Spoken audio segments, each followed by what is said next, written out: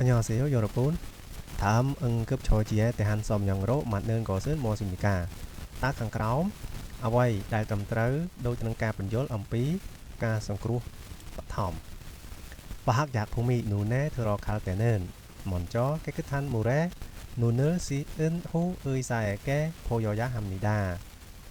នៅពេលដែលសារធាតុគីមីចូលភ្នែកមុនដំបូង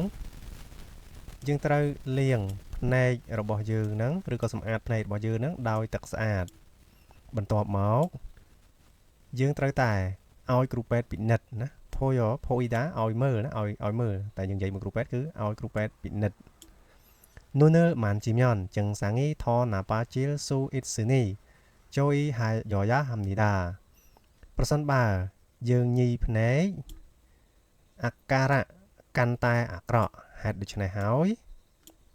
សូមប្រុងប្រយ័ត្នភីភូអេពុទ្ធិនខ្យងអ៊ូអេតូហាំភូរ៉ូតាក់ជីម៉ារ៉ាយ៉ាហាំនីដាក្នុងករណីត្រូវស្បែកបាទមានថាក្នុងករណីសារធាតុគីមីត្រូវស្បែកផងដែរយើងមិនត្រូវជូត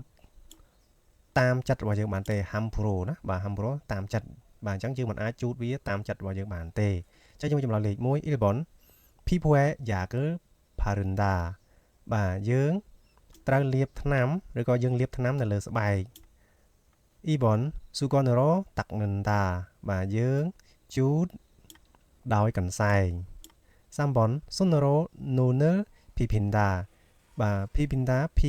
នេះកន្លែងនេះគឺយើងច្បល់តែដល់យើងប្រើជាមួយភ្នែកមិនច្បល់ភ្នែកយើងញីណាបាទអញ្ចឹងថាញីភ្នែកដោយដៃបាទយើងញីភ្នែកយើងដោយដៃ4 មូឡូស៊ីនិនដាបាទយើងសម្អាតដោយទឹកយ៉ាងចម្លើយដែលត្រឹមត្រូវគឺចម្លើយលេខ4ណា